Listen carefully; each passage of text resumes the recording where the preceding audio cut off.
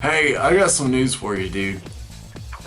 What's wrong? You know how Cash likes to chew up stuff sometimes? Well, you don't have anything that's mine, so... Well, the spell fragrances?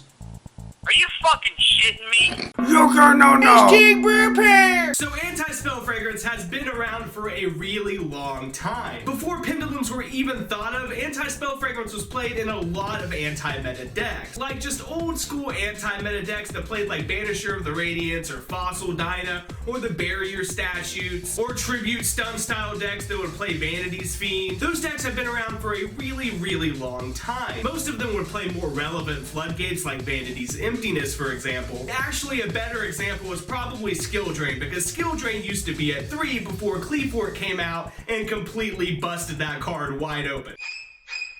But like I was saying before, anti-meta decks would play a lot of floodgates to slow the meta decks down to their level. Anti-spell fragrance was one of those cards. It wasn't played in every single old school anti-meta deck, and it wasn't always the first choice, but the card has been around for a long time. And that's just kind of a history lesson of the card. So now fast forward to the Pendulum era of Yu-Gi-Oh! Before this era of Yu-Gi-Oh! Anti-spell fragrance kind of faded into obscurity. But because it completely shuts down the pendulum mechanic, it is now widely played. And I mean completely shuts down the pendulum mechanic. They cannot set pendulum scales or really do anything. They cannot pendulum summon. Gonna have a bad time. And that's what pendulum decks do. So that begs the question that a lot of players have been asking, why is this card legal? And I have asked myself the same question, because I'm like, well, if you're trying to push this new mechanic, if Konami is trying to push this brand new mechanic, then why have a card out that completely shuts it off? In that aspect, like from a Konami point of view, like it doesn't make any sense.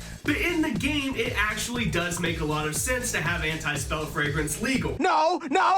And before you freak out on me, just let me explain. The pendulum mechanic is broken. Every pendulum monster that would go to the graveyard goes to your extra deck, and you can just stack and stack monsters. So as long as you have a pendulum scale, you literally have infinite summons unless your summon is negated or something. So in essence, every single one of your monsters floats. It's more of a fair way to float because you have to have like this prerequisite, but still, the pendulum mechanic is really powerful, and it's probably the most powerful mechanic to date. So because of the pendulum mechanic being that strong and just having infinite summons, and you're not always gonna draw that Solemn Strike or Solemn Warning, and Vanity's Emptiness is to 1, you have to have some kind of card, some kind of hindrance against pendulums. And Konami is stepping up their game with more counter trap cards to counter pendulums, and more side deck cards coming out that hurt pendulums. Those cards are really good against pendulums, but they're debatably not as powerful as like a continuous trap that floodgates the whole mechanic. And another reason why the card can be considered fair is because everybody should be playing an out to it. Everyone's playing Twin Twisters or MST or Cosmic Cyclone or something. And now everything that I've just said about anti-spell fragrance only applies to pendulum decks. I think that anti-spell fragrance against non-pendulum decks can be really unfair. Like anti-spell fragrance against like heroes or Blue Eyes, for example, is completely broken. Like PK Fire opening up with Dante and like all their shenanigans and an anti-spell fragrance is completely busted. Especially against a deck like Heroes that would normally have a great Burning Abyss matchup because of Dark Law, but they need their spells really bad, so opening up with anti-spell fragrance completely slows the deck down for a whole turn, and one turn in Yu-Gi-Oh! Makes a huge difference. So in that respect, I could see why the card should be banned. But those are just my opinions on this card, guys. I would love to hear your opinions down in the comment section. And don't forget, starting Monday, I'm going to be streaming every single day on Twitch, so go ahead and check out my Twitch if you haven't already. And as always, if you like this video, then dick slap that like button and subscribe.